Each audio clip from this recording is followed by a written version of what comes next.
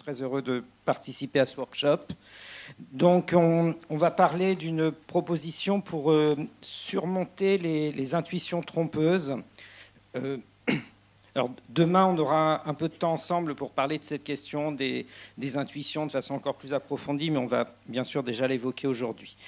Alors, parmi les références possibles, je vais m'appuyer sur un certain nombre de textes, notamment un texte du Cézanne auquel certaines des personnes ici ont d'ailleurs participé, et des documents de l'éducation nationale qui mettent en valeur la place que peut avoir la résolution de problèmes dans les apprentissages. Aussi dire que la perspective dans laquelle je vais me situer, c'est l'idée d'une pédagogie qui puisse être informée par des recherches en sciences cognitives, avec un intérêt tout particulier pour des travaux interdisciplinaires, et puis donc des communautés de publications scientifiques qui adoptent ces perspectives. Je vais aussi avoir comme optique de la question de soutenir la compréhension des élèves, et en particulier que souvent les difficultés qui sont rencontrées dans la réussite de tâches mathématiques dépendent aussi d'aspects conceptuels, et donc de jamais en fait complètement dissocier des aspects procéduraux algorithmiques des difficultés conceptuelles qui sont sous-jacentes. Et pour cela, la résolution de problèmes offre des opportunités que je vais essayer de mettre en avant. Et aussi, une autre préoccupation importante qui est liée à ces questions de compréhension, c'est en fait cette idée que pour réussir en mathématiques, il est important de ne pas perdre l'intuition de ce qu'on fait. Et de plusieurs manières, il y a beaucoup de recherches dans ce sens. Lorsqu'on parle par exemple du sens du nombre, on est aussi sur cette idée d'intuition. Et donc, il y a cette question en fait de pouvoir réconcilier les intuitions des élèves avec le sens mathématique. Alors, on peut dire qu'en mathématiques, en général, les connaissances conceptuelles et les connaissances procédurales, elles sont intriquées. Et même si intuitivement, on a l'impression qu'on peut facilement distinguer ce qui a plus du côté, on va dire, de la théorie, qui est le conceptuel, et plus du côté de la mise en œuvre algorithmique, qui est la procédure, en fait, lorsqu'on met en œuvre des procédures, en général, on s'appuie de façon souvent non consciente sur des principes mathématiques. Et de ce fait, pour favoriser cet apprentissage des principes mathématiques, eh bien, les aspects conceptuels sont essentiels. Et lorsqu'on travaille en résolution de problèmes avec des énoncés, eh bien, en fait, ça permet de mobiliser ce que le langage peut apporter pour favoriser cette compréhension et développer cette maîtrise de principes mathématiques. Alors, on peut prendre quelques éléments d'illustration. C'est une recherche qu'on a menée il y a 2 ans avec l'ADEP. Et vous voyez que, j'espère que les énoncés sont bien lisibles, mais en fait, on est toujours avec des élèves de CE1, et puis vous avez, c'est des choix multiples sur le même format que les évaluations nationales, et vous avez un premier énoncé dans lequel, comme vous le voyez, donc Louise a acheté 6 paquets de 3 biscuits, on demande combien de biscuits Louise a acheté, et là, on a 50% de réussite. Alors, on peut se demander si c'est une bonne performance ou pas, mais en tout cas, c'est la performance qu'on observe sur ce choix multiple. Et puis ensuite, on change le scénario, et là, en fait, on a Jules qui a 3 cartes, qui échange chacune de ces cartes contre 6 billes, et vous voyez que bien que ça soit la même opération, on a une chute assez importante des performances, on est passé à 31%. Et puis ensuite, et ce n'est pas un effet des valeurs numériques, on a d'autres données qui le montrent, cette fois, on a l'expression fois plus, c'est Fabio qui a 4 fois plus de pommes que de paniers, et là on sent qu'on devient hors de la compréhension d'une certaine façon pour les élèves de CE1, parce que comme vous le voyez, la réussite, elle chute à 8%. Alors, ces types de difficultés, si jamais elles ne sont pas travaillées assez tôt à l'école primaire, on va en trouver des répercussions très visibles encore au collège. Et là, toujours une étude avec l'ADEPE qu'on a menée auprès d'échantillons quand même assez importants d'élèves de 6e et de 4e, vous voyez que à gauche, on a ce problème qui est pourtant un simple problème de soustraction. J'ai 1500 cartes et j'ai 300 cartes de plus que de boîtes. Et pourtant, eh bien, on a une réussite qui n'est même pas de la moitié en 6e. Et puis, ce qui est aussi, d'une certaine façon, intéressant et interpellant, c'est qu'il n'y a pas de progrès réel entre la 6e et la 4e. Donc, on reste à ce niveau. Alors, on pourrait développer, on le fera peut-être un peu plus demain, cette question des stratégies alternatives que mettent en place les élèves, parce que vous voyez qu'en fait, les réponses, elles sont assez réparties et pas par hasard. Et puis, ensuite, ici, on retrouve un peu une autre version du problème qui était posé aux élèves de CE1. Ce même problème, il continue à poser difficulté. Ici, on a Nina qui a 7 caisses et des pommes. Elle a 21 fois moins de caisses que de pommes. C'est simplement une multiplication. Et comme vous le voyez, cette multiplication, on a un tiers des élèves de 6e qui réussissent sur un QCM à 4 choix. J'ai oublié de le dire, c'est que le hasard, c'est déjà 25% de réussite. Et puis, on a à peine plus en 4e. Alors, je vais m'appuyer pour donner un petit peu plus d'éléments sur le cadre théorique, sur un modèle qui a été l'objet de la thèse d'un ancien doctorant qui s'appelle Hippolyte Gros, qui est actuellement en poste à l'Université de Marseille, qui est maître de conférence à Marseille, qui est le modèle SECO, et puis de réfléchir un peu aux enjeux que peut avoir le fait de s'appuyer sur ce modèle pour la prévention de la difficulté scolaire. Alors, ce modèle, en fait, va défendre l'idée que lorsqu'on part d'un énoncé de problème, et cet énoncé de problème, en fait, la façon dont un élève va tenter de résoudre le problème va faire appel, d'une part, à des aspects, on va dire, de conception mathématique. Vous voyez, c'est la sémantique mathématique qui est mentionnée dans ce modèle. Et puis, des aspects qui, qu'on peut qualifier d'extra-mathématiques, qui sont entrés sur ce qu'on appelle la sémantique du monde, ce qui correspond en fait à toutes les connaissances que l'on peut avoir développées indépendamment des enseignements mathématiques.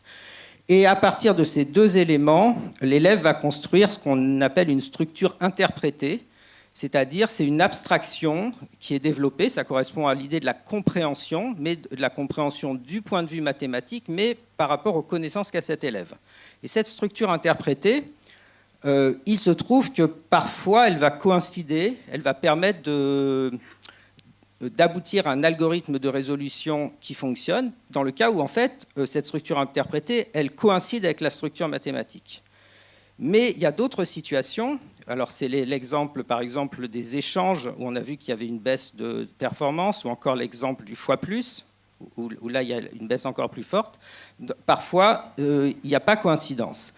Et en fait, ce qui va être important dans l'objectif des interventions, eh bien, c'est de favoriser une évolution des conceptions des élèves. Et ce qu'on va proposer ici dans ce projet, c'est de le faire par comparaison entre deux situations. Alors, je vais le décrire plus précisément tout à l'heure, mais l'idée, elle est assez simple, c'est de comparer une situation intuitive avec une situation contre-intuitive pour que ce qui est contre-intuitif au début se mette progressivement à rentrer dans le champ de l'intuition.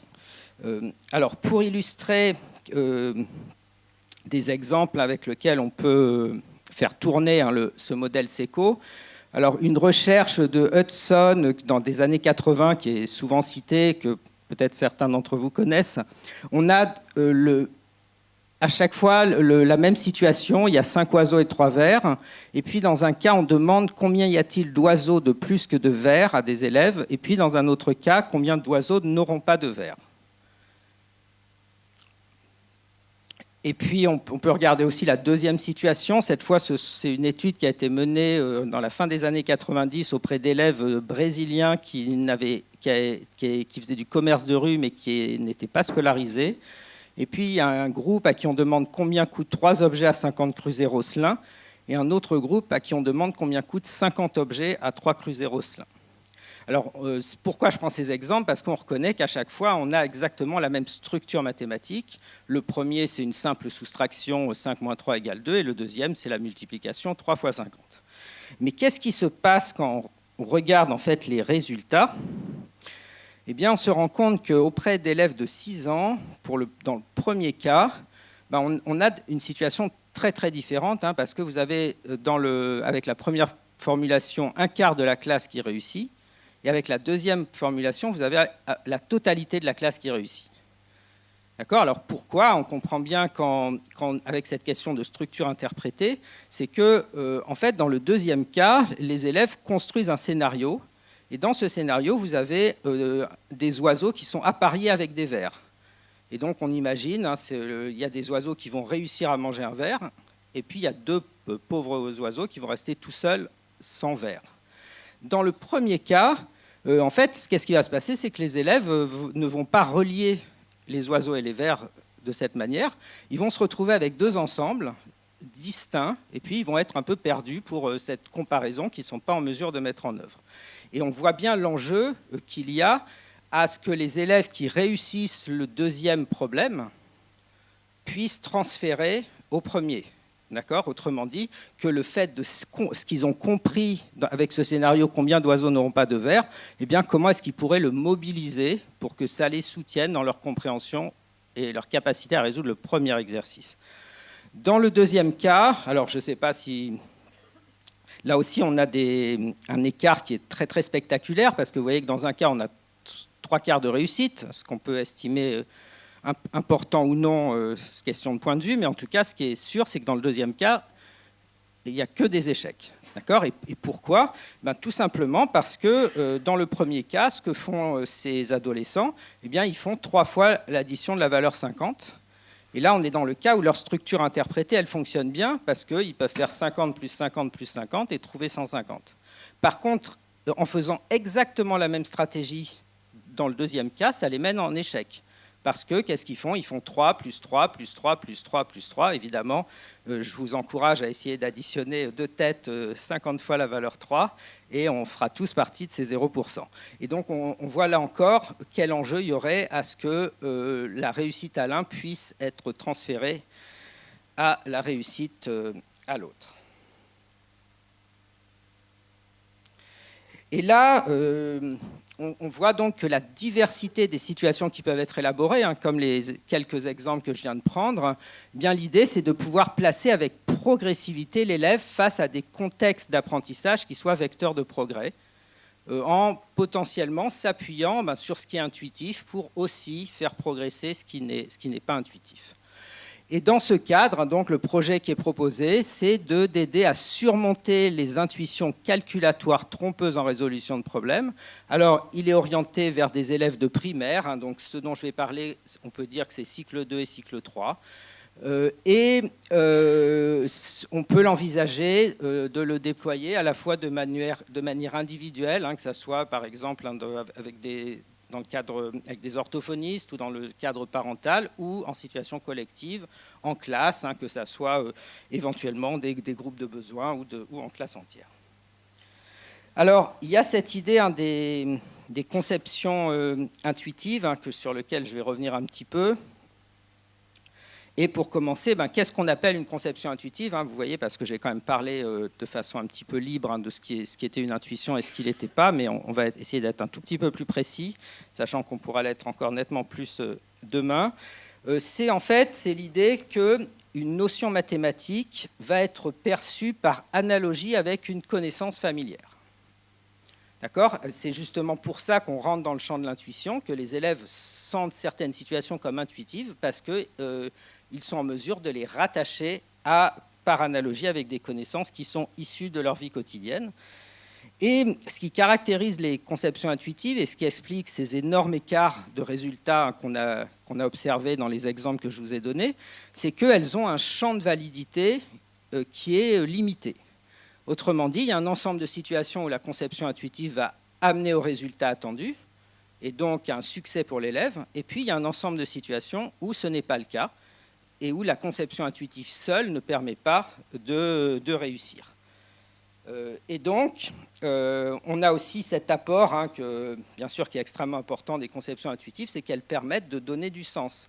C'est-à-dire que la force de ces conceptions intuitives, c'est que les élèves vont saisir une certaine idée de ces notions mathématiques.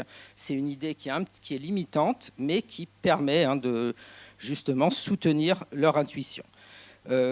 Lorsqu'on est hors du domaine de validité de conception intuitive, cette fois, les intuitions sont trompeuses. Alors, pour aller un petit peu plus loin sur la notion d'intuitive, je n'ai pas vraiment le temps de développer, mais en tout cas, ce qui va caractériser l'intuition, en général, c'est un sentiment d'évidence.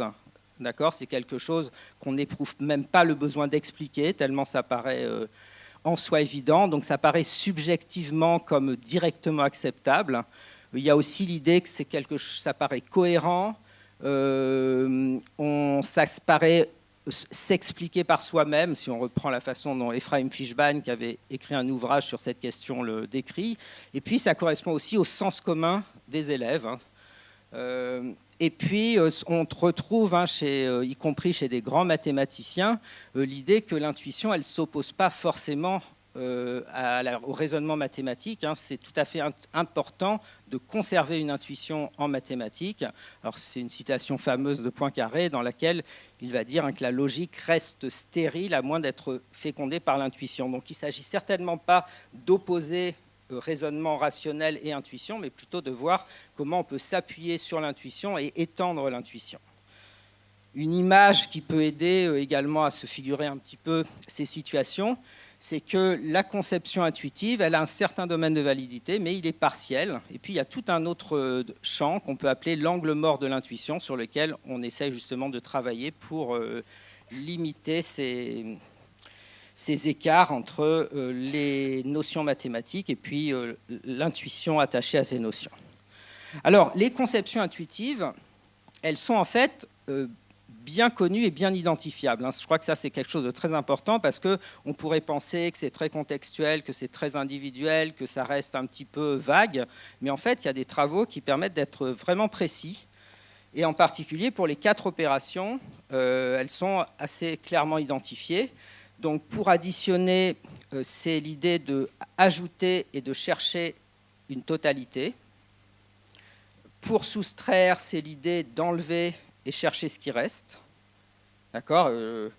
On pourra y revenir demain, mais c'est quelque chose qui reste influent, y compris à l'âge adulte, donc ce n'est pas très difficile même de le représenter. La multiplication, c'est l'idée d'additionner plusieurs fois une certaine quantité. Et puis la division, c'est l'idée de partager en parts égales et de chercher la taille de la part.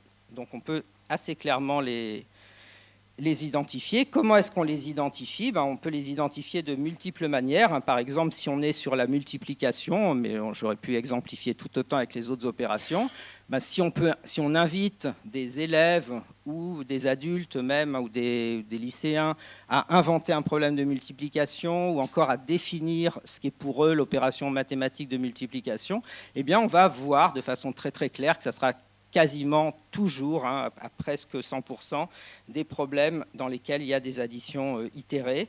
Un exemple typique, un problème tout à fait prototypique de cette conception intuitive de la multiplication, ça serait par exemple, j'ai 3 paquets de 10 gâteaux, combien ça fait de gâteaux en tout ? On voit qu'on additionne plusieurs fois, on additionne ici 3 fois la valeur 10. Alors il y a de nombreux travaux qui montrent les conséquences de ce phénomène, dans lequel si jamais on est dans le domaine de validité de la conception intuitive, comme c'est le cas du 2e énoncé, eh bien, ce problème va être très bien réussi par des élèves. Ici, il s'agit de travaux qui ont été menés auprès de collégiens. Et puis, en revanche, lorsqu'on est hors du domaine de validité, comme le tout premier énoncé, parce que vous voyez que dans le premier énoncé, on ne peut pas additionner 0,22 fois quelque chose, eh bien, c'est beaucoup plus difficile. Donc ici, ce sont des recherches qui ont été menées, la première en Angleterre, la deuxième en Italie. On a à chaque fois cet écart assez clair entre le fait d'être dans le champ de validité et hors du champ de validité de la conception intuitive.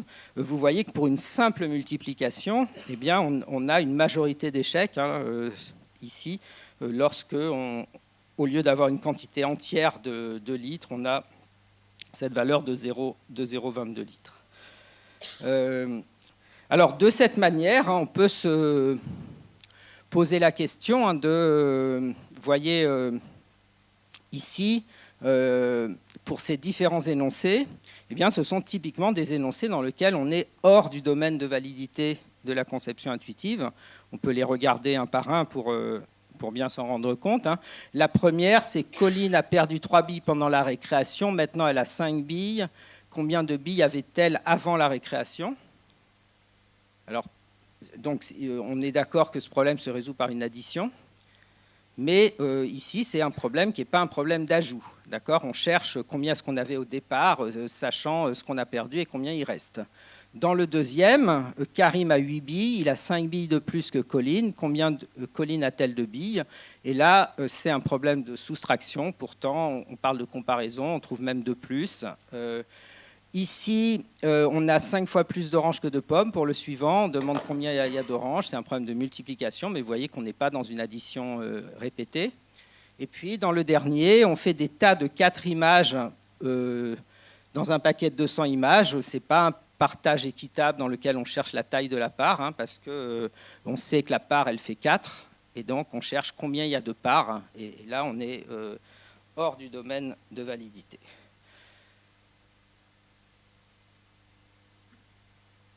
Alors, le protocole d'intervention, un peu plus précisément, qui est proposé ici dans ce projet, en sachant que la démarche, c'est aussi une démarche de co-conception, c'est-à-dire que si on va de l'avant, il y aura tout un ensemble d'éléments à préciser, mais il y a quand même un certain nombre d'éléments de cadrage qu'on peut poser comme hypothèse de travail. Donc, comme je l'avais évoqué, seraient concernés des élèves de cycle 2 et ou de cycle 3. Cela peut être donc en collectif, que ce soit en classe entière, en groupe de besoins, en individuel, que ce soit travail avec un orthophoniste ou dans le cadre familial. Il s'agit des 4 opérations. Je précise qu'il y a des bases d'énoncés qui sont déjà construites, qu'on a notamment développé des séquences pédagogiques complètes pour vraiment travailler les notions du programme scolaire. Donc il y a une base matérielle qui est déjà importante. Et puis le principe, l'idée nouvelle, on va dire ici, et qui est spécifique à ce projet, c'est vraiment l'idée à chaque fois de comparer de façon systématique des problèmes intuitifs et non intuitifs avec des questions ciblées. Et puis, pour ancrer les compréhensions, de s'appuyer sur l'usage d'outils de modélisation. Le design, selon là encore les choix qui seront faits, mais ça peut être un design de type pré-test, post-test, avec un post-test différé aussi pour mesurer les progrès, en comparaison avec un groupe contrôle, d'en faire intervenir des énoncés qui sont hors et à l'intérieur du champ de la conception intuitive. On peut aussi s'intéresser à la manière dont ce type de travail fait évoluer les résultats d'élèves à des évaluations de type évaluation nationale. Et puis, on peut faire une hypothèse assez précise qui est que les progrès vont être encore supérieurs pour le groupe qui aura travaillé de cette manière pour les problèmes non intuitifs, ce qui sera une manière aussi de montrer un progrès sur le plan conceptuel. Et donc, le principe, ça va être de travailler des énoncés de problèmes qui, donc, pour certains d'entre eux, vont rencontrer les intuitions premières de l'élève. Par exemple, l'idée que l'addition, ça correspond à la recherche du résultat d'un ajout.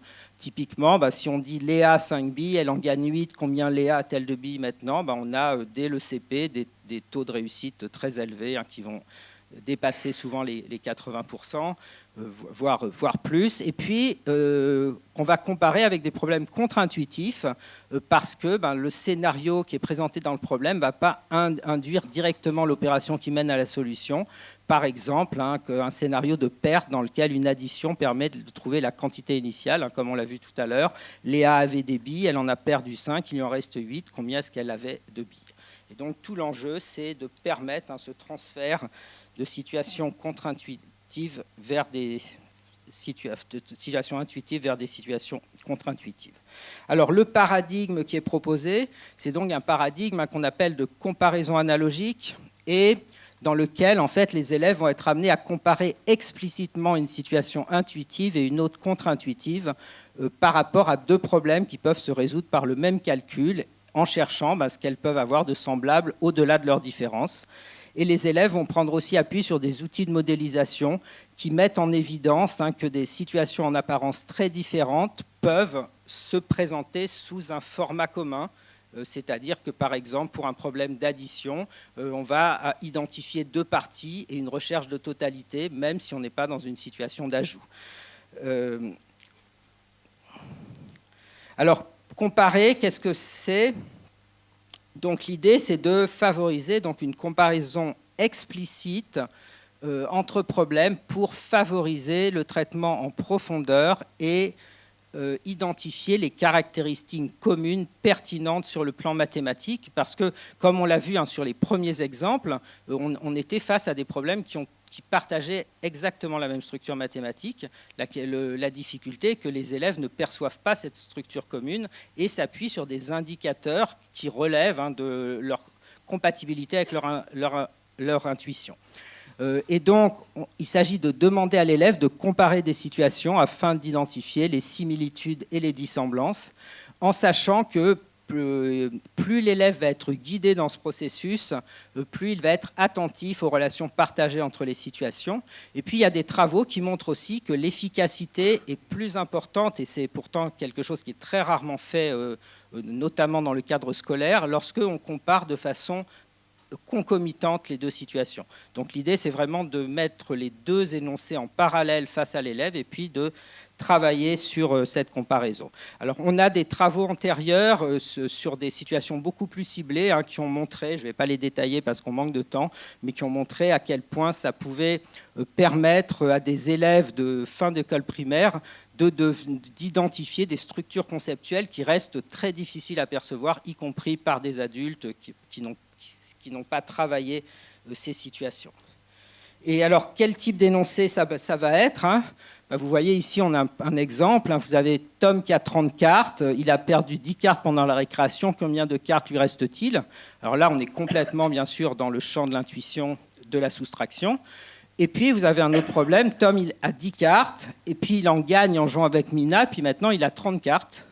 Et on se demande combien de cartes Tom a gagné en jouant avec Mina. Et ce problème-là, il est hors du champ de l'intuition de la soustraction parce qu'on est en train de chercher combien on a gagné et on peut trouver le résultat par une soustraction. Les deux autres énoncés, vous avez Tom qui a 10 paquets de 30 cartes et on demande combien Tom a de cartes. On est là typiquement dans l'intuition de la multiplication comme addition répétée. Et le suivant, Tom a 30 cartes, il a 10 fois moins de cartes que Mina. Combien Mina a-t-elle de cartes? C'est la même opération de multiplication, mais cette fois on est hors du domaine de validité de la conception intuitive. Alors, comment est-ce qu'on peut travailler ces comparaisons? C'est l'idée, on peut procéder avec des comparaisons explicites terme à terme, en se demandant qu'est-ce qui joue le rôle de quoi. Et là, vous avez trois énoncés, qui sont trois énoncés de division. Celui de gauche est prototypique, avec un partage en part égale et une recherche de la taille de la part. Donc ici, c'est des bonbons qui sont partagés entre chaque enfant. Et puis là, on va demander aux élèves de stabiler qu'est-ce qui correspond, par exemple, aux bonbons dans le deuxième problème. D'accord? Et ici, on a 8 mètres de tissu qui sont coupés pour faire 2 petites robes. Combien de mètres de tissu sont nécessaires pour faire une seule robe? Et puis, on a encore une autre situation. Je ne vais pas détailler leur analyse, mais 16 oranges sont échangées contre 8 pommes. Combien d'oranges on reçoit par pomme? Et vous voyez que le fait de travailler explicitement ces mises en correspondance, bien sûr, c'est l'idée de saisir les liens conceptuels au départ invisibles pour les élèves qui lient ces situations. On peut travailler également en introduisant des situations en colonne comme ça, et puis on demande qu'est-ce qui correspond au bonbon dans le deuxième problème, dans le troisième, et puis même avec les valeurs numériques. Et puis, il y a l'idée de pouvoir s'appuyer également sur des outils de modélisation. Typiquement, vous avez ici ces deux premiers outils sur la gauche qui permettent, lorsqu'on est dans le champ additif, c'est-à-dire les problèmes d'addition ou de soustraction, d'avoir une modélisation soit qui met l'emphase sur la cardinalité avec des relations partie-tout, soit l'emphase sur l'ordinalité en représentant sur une ligne numérique. Et puis, dans le champ multiplicatif, on peut faire appel à des outils de représentation qui permettent de figurer la commutativité de la multiplication et de ne pas l'apercevoir uniquement justement comme une addition itérée.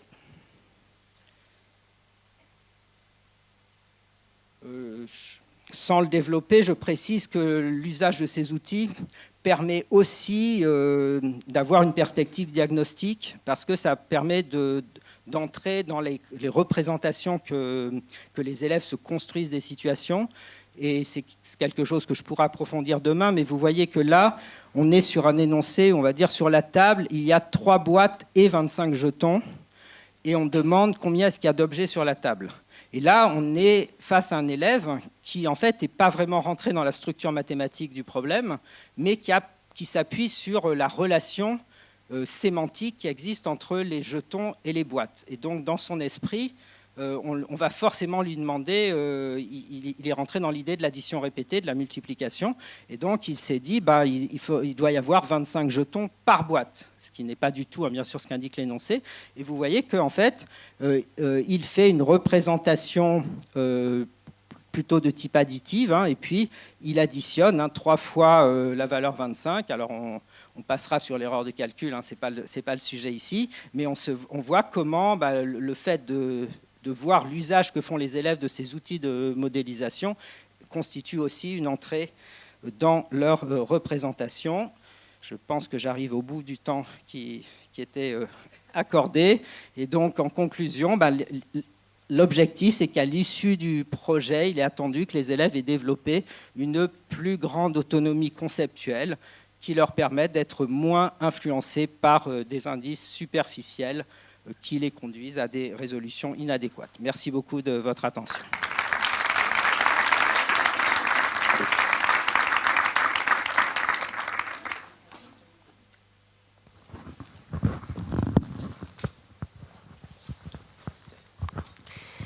Merci Emmanuel, donc toujours Anne pour la parole. J'ai 2 questions, une un peu plus théorique et une concrète sur ton projet. Déjà merci parce que moi je trouve ça passionnant ce que tu as raconté. Tu as parlé à un moment donné du raisonnement analogique. Est-ce que dans les études que vous avez faites, vous avez mesuré si les enfants qui arrivaient le mieux à s'extraire justement de ces intuitions qui pourraient être fausses étaient ceux qui avaient des compétences en raisonnement analogique les plus importantes? Alors en fait, c'est une question très difficile parce que il y a une grande difficulté à dissocier on va dire, la capacité de raisonnement analogique et la nature des connaissances sur lesquelles portent ces raisonnements analogiques. Et à ma connaissance, il n'y a pas vraiment de tests qui permettent de mesurer des capacités générales de raisonnement analogique. En revanche, certaines recherches qu'on mène sont autour de la flexibilité cognitive, où on va essayer de se rendre compte dans quelle mesure est-ce que la capacité, par exemple, à voir une même situation de plusieurs points de vue, elle peut être corrélée avec la facilité qu'on peut avoir à s'extraire de ces intuitions trompeuses en comparant deux situations. Ok. Merci. Alors ma deuxième question, elle est plus concrète. Donc, si j'ai bien compris, vous avez déjà en fait ce protocole dans des écoles. C'était des chercheurs, des doctorants qui venaient faire l'intervention, où il y a une formation des enseignants. Et du coup, dans le projet que tu pourrais mener, est-ce que c'est prévu de former les enseignants et ou les orthophonistes, puisque tu as parlé de ces 2 dispositifs? Alors, cette question très importante. Alors, il y a des choses qu'on a déjà beaucoup développées, y compris jusqu'à développer des ressources pédagogiques dont je pourrais dire parler un peu plus demain. Mais on n'a jamais encore, de façon systématique, organisé une intervention autour de la comparaison d'un énoncé intuitif et d'un énoncé contre-intuitif. Je pense qu'avec ce que j'ai présenté, on a énormément de raisons de penser que ça va être très fructueux.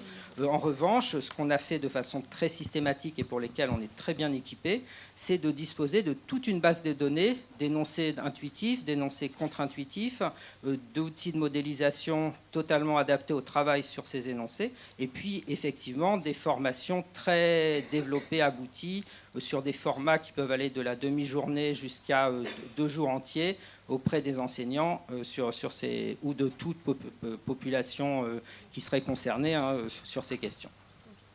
Merci. Donc je me permets de poser une question en tant que porteur de projet. Arnaud Viarouche, je suis maître de conférence en psychologie du développement au Lab CIDE à l'Université Paris-Cité. J'avais une question et je rejoins Anne sur le fait que cette présentation était vraiment passionnante sur cette notion d'intuition mathématique. J'avais une question justement sur le fait que l'intuition soit dynamique. Donc tu as un petit peu parlé au début du fait que l'idée c'était aussi de rendre intuitif des choses qui ne l'étaient pas au départ. Et je me posais la question d'éventuelles courbes en U aussi de ces intuitions. C'est-à-dire que est-ce que tu peux imaginer que des stratégies qui étaient intuitives à un certain moment de la scolarité de l'enfant le soient moins après, puis le redeviennent par la suite en fonction des apprentissages qu'ils ont eus et des nouveaux, peut-être des nouvelles stratégies qu'ils ont appliqué. Je te cache pas que par exemple je préférais faire 50 x 3 que 3 x 5. Enfin, j'avais l'autre intuition par rapport aux résultats que tu donnais. Et je me disais si c'est le cas, est-ce que c'est quelque chose qu'il faut prendre en compte dans le projet en termes d'évaluation? Est-ce que ça nécessite évaluation préalable de qu'est-ce qui est réellement intuitif pour l'enfant ou pas? Alors je pensais peut-être pas forcément en termes de différences interindividuelles intra-niveau, mais entre les différents niveaux scolaires que vous pensez tester, est-ce que voilà, ça nécessite aussi d'identifier vraiment en amont qu'est-ce qui est intuitif, à quel moment? Oui, alors je pense que c'est une question extrêmement importante, hein, tu as tout à fait raison de la soulever. Alors déjà, le premier point, c'est, comme tu l'as remarqué, hein, c'est que la perspective qui est adoptée sur l'intuition, c'est une perspective dynamique et développementale de l'intuition. Je dirais que les travaux qui portent sur l'intuition mathématique se situent, on va dire, tous dans cette perspective. Hein. C'est-à-dire que l'idée que l'intuition, ça serait quelque chose d'un peu inné, d'un peu figé, c'est une idée un peu stéréotypée du sens commun, mais qui n'est pas du tout soutenue par les recherches. Et quand on échange avec des mathématiciens professionnels, ils valorisent tous au plus haut point leur intuition, avec l'idée que justement c'est quelque chose qui se travaille, qui se développe. Donc ça, c'est le premier aspect, peut-être un peu une remarque par rapport à ce que tu as perçu, et c'est tout à fait juste. Ensuite, sur la question effectivement de ces intuitions qui pourraient, on va dire, interférer, parce que c'est ça que je comprends. Alors, il y en a qui sont très célèbres, hein, par exemple, au collège, si jamais on donne 3 valeurs dans certains contextes, on induit presque systématiquement des tentatives de raisonnement proportionnel chez les élèves, et on ne le voit pas en primaire, donc ça c'est vrai, il y a des phénomènes bien attestés là-dessus.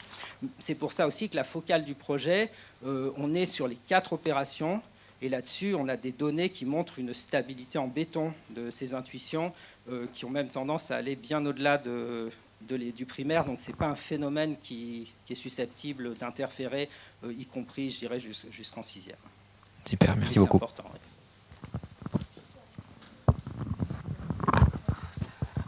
Merci Emmanuel. Ouais, j'ai une question en fait, c'est intéressant que tu passes après André, parce qu'il y a un mot que tu n'as pas prononcé, je crois que c'est inhibition.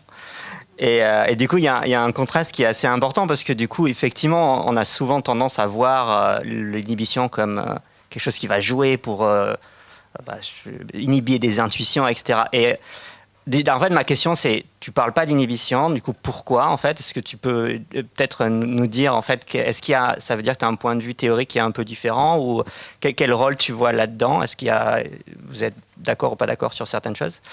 Ça, c'est ma première question. C'est un peu... Voilà. Non, mais c'est gentiment. Ma deuxième question, elle est un peu plus pratique, c'est que, en fait, clairement, tu l'as dit, tu as une grande expérience déjà d'avoir le matériel, essayer d'évaluer tout ça. Peut-être tu pourrais nous en dire un peu plus sur les résultats majeurs des différentes études, ce que tu as évalué, jusqu'à quand ça... quelles sont les variables dépendantes, par exemple, quel type de preuves tu as, en fait, pour remplir la petite fiche qu'on a, par exemple. Alors, je ne sais pas si on a le droit... Ouais, ça m'aiderait. Je ne sais pas si on a le droit d'utiliser les conférences du lendemain pour ça, parce que demain je vais donner un certain nombre de résultats, mais disons que parce que ces aspects d'intuition, en fait, on a développé un modèle qui s'appelle le modèle AS3, dans lequel on a identifié 3 sources, pas complètement disjointes, mais complémentaires d'intuition, mais c'était pas du tout raisonnable que je rentre à ce niveau de détail de la présentation, et les travaux qu'on a faits s'appuient aussi sur la mesure de l'influence de ces différents facteurs. Mais disons que... Et puis, bon, il y a quand même vraiment l'idée que là, la question de ce que va apporter la comparaison d'une situation intuitive avec une situation contre-intuitive, ça, c'est quelque chose de nouveau, donc qui est vraiment dans ce cadre-là à construire. Ça, tu ne l'as pas évalué, en fait, ça? strictement la La comparaison. comparaison. C'est vraiment l'aspect, je dirais, proprement innovant et porteur du projet proposé. Après, ce qui a été évalué, c'est la construction de séquences d'apprentissage dans lesquelles on va travailler la conceptualisation et l'usage des outils. Donc, c'est pas non plus, je dirais, théoriquement, ça reste très proche, mais c'est pas tout à fait le même mode d'opération. Ok, merci. D'accord. Ah, moi, j'avais... Attends, il te reste la première question. Oui, la première Tu question. vas pas les... C'est très importante, on ne va pas l'éluder. Hein. Je ne vais pas inhiber la première question. Et donc, sur la première question, disons, il y a une première, je dirais qu'il y a deux manières de répondre, hein, peut-être. Ma première manière de répondre, c'est que l'emphase que j'ai souhaité mettre, c'est que, grosso modo, je pense que lorsqu'on travaille sur l'inhibition, on est aussi d'accord qu'il faut inhiber pour mieux. D'accord ? Donc, c'est intéressant d'inhiber si on a autre chose à mettre à la place. Et là, ce qu'on a vu ensemble, c'est ce par quoi il va être intéressant d'inhiber. C'est-à-dire que si on n'a pas travaillé le développement conceptuel des notions pour les élèves, il y a très peu de chances que l'inhibition fonctionne parce qu'ils ne pourront pas inhiber pour quelque chose qui fonctionne. Je vois mal quel... je ne sais pas si André serait d'accord avec ça, mais je vois mal comment on peut ne pas être d'accord à partir du moment où on n'a pas autre chose à substituer.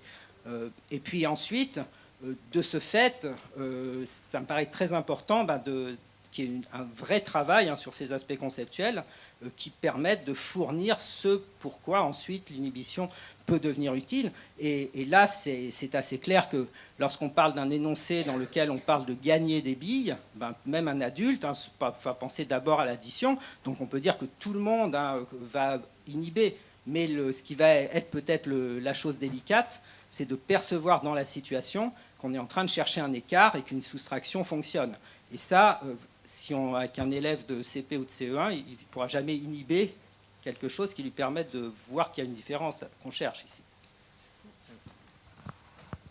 Alors moi, j'avais trois questions, remarques. D'abord, vous disiez que vous vouliez placer l'enfant dans des contextes vecteurs de progrès avec progressivité. Je pense que dans les soins, on parlerait de faire attention à la zone proximale de développement. Est-ce que du coup, les exercices, ils sont plutôt en fonction de la classe d'âge ou c'est vraiment plus personnalisé par enfant, parce que ça peut être différent en fonction de chaque enfant pour qu'il ne se sente pas en échec. Donc voilà, cette question-là. Ensuite, la dernière image, là où vous montriez une modélisation des mathématiques avec un tableau. Moi, en tant que parent, je vous avoue que je devais inhiber cette image pour réussir à répondre à l'exercice de mon fils. Mon fils était en difficulté quand il y avait cette modélisation. Il avait les réponses fausses, alors que si on lui donnait juste la question à l'oral, il y avait juste. Donc je pense que c'était peut-être des troubles. Non, c'était celle d'avant avec les mathématiques, là. Les schémas, oui. La boîte à nombres, voilà, il y a des profs qui disent. Et moi, mon fils, il faisait tout faux avec ça, alors que sinon, il est très, très fort en mathématiques. Mais dès qu'il y avait cette boîte à nombres, c'était catastrophique. Et même moi, je sentais qu'il fallait que j'inhibe. Donc, je pense qu'il y a quelquefois des interférences visio-spatiales ou des choses comme ça qui, finalement, font que pour certains, ça ne marchera pas. Donc, les stratégies sont vraiment à personnaliser. Et puis, quand je vous écoute, il y a aussi la question de ces intuitions. Finalement, elles ont l'air d'être acquises. Comme vous disiez, ce n'est pas juste inné, ça a l'air un peu culturel, environnemental. Est-ce que du coup les enfants qui auront appris ça, ils seront plus à même de transmettre à leurs enfants eux-mêmes une autre culture? En fait, est-ce que la culture sociétale, finalement, sur ces quatre opérations, elle pourrait évoluer grâce à ça? En fait, quand vous citiez l'exemple là des enfants qui n'étaient pas allés à l'école, c'est peut-être ça avait été transmis par les parents et voilà. Est-ce que finalement c'est une évolution sociétale finalement? Oui. Alors, par rapport je vais essayer de répondre rapidement à vos trois questions. Alors, la première, par rapport à cette question de zone proximale de développement, alors c'est un petit peu, un peu la question de la poule et l'œuf, c'est-à-dire que lorsqu'on n'a pas travaillé les connaissances effectives d'un élève, on ne peut pas avoir d'opération magique pour savoir où on va rentrer. Et donc, je dirais que il y a une telle stabilité des résultats dans les travaux, à partir du moment où on a identifié cette question des conceptions intuitives, que c'est extrêmement raisonnable de commencer en comparant quelque chose qui est très intuitif, pour lequel, comme vous l'avez vu, on a souvent des performances qui dépassent les 90%, et puis ensuite des problèmes qui sont un peu moins intuitifs, et puis le curseur va assez vite s'identifier. D'accord, parce qu'il y a effectivement des graduations, que je préciserai un petit peu demain, dans le degré d'écart avec l'intuition. D'accord, donc ça c'était votre première question. La deuxième sur les outils, il y a une littérature importante sur l'apport des outils de représentation. Et grosso modo, alors bien entendu, on peut avoir des difficultés à rentrer dedans, mais par rapport à votre situation particulière, je pense que ça serait intéressant de voir si les performances en mathématiques dont vous parlez, elles sont aussi vraies hors du champ de validité des conceptions intuitives, et dans quelle mesure est-ce que ce n'est pas dans ces situations que les outils résistent.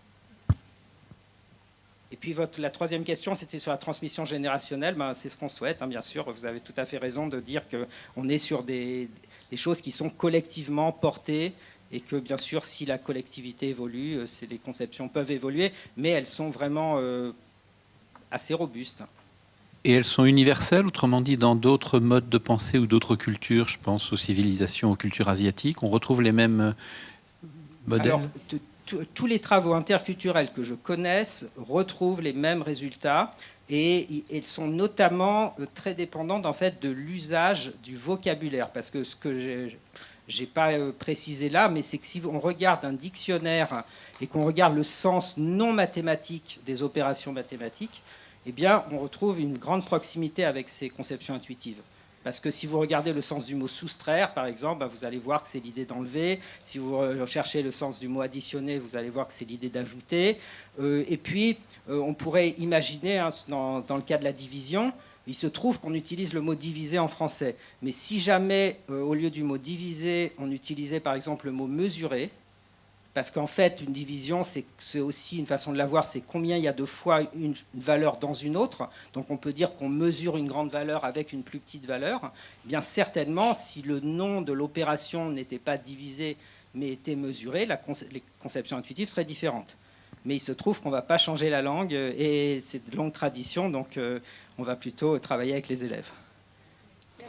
Ouais, si je peux juste me permettre une question qui est en lien avec ça aussi, parce que depuis tout à l'heure, il est question donc d'intuition et de vocabulaire pour le sens de l'opération. Et moi, je me posais l'intuition et tout le vocabulaire en fait qui est dans l'énoncé, mais qui consiste pas au verbe de l'opération. Et donc, je me posais la question, alors notamment sur la base des travaux d'ethnomathématiques, mais aussi, on sait par exemple à quel point les enfants, sur la tâche de conservation de la ligne numérique de Piagetienne, ils réussissent mieux si c'est des bonbons ou pas des bonbons, etc. Donc, en fait, je me posais la question, alors peut-être pas, mais bon. En tout cas, je me posais la question de cette intuition par rapport à tout ce qui n'est pas le terme de l'opération en elle-même, mais tout le contexte en fait de l'intuition. Et si c'est des choses qui ont été évaluées dans cette banque de dénoncer, et dans quelle mesure l'enfant serait meilleur dans l'intuition, même si le verbe en tant que tel de l'opération est complexe, mais selon le contexte en fait dans lequel se place l'intuition, et selon, là aussi, ça fait écho à son environnement, ses pratiques. Ouais, c'est un super teaser pour ma présentation de demain. Merci beaucoup. Parfait. Ça va vraiment être autour de ça. Parfait. Oui, merci pour votre présentation. Donc, je ne vais pas déflorer puisque je connais votre manuel et votre protocole. Donc, simplement, ce qu'il y a d'intéressant, c'est votre éclairage sur, effectivement, l'inhibition. Merci. Excusez-moi. Sur l'inhibition, qui effectivement est à construire de façon dynamique et qu'on va retrouver effectivement chez les enfants avec le biais des entiers naturels, ensuite avec la différence entre le signe opératoire et le signe prédicatoire dans l'algèbre. Ce qu'il y a d'intéressant aussi, c'est en travaillant, et c'est ce que vous préconisez dont vous n'avez pas parlé là, c'est aussi de développer les capacités dans le champ de la métacognition.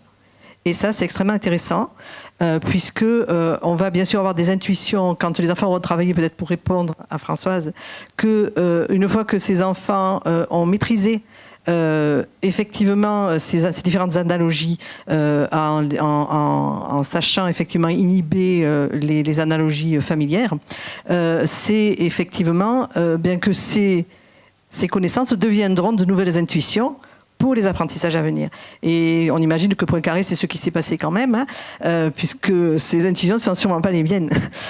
Donc, je pense que c'est vraiment, et puis bon, par rapport à tous vos travaux sur l'analogie depuis longtemps, je pense que c'est extrêmement intéressant, y compris pour les praticiens comme pour effectivement les enseignants.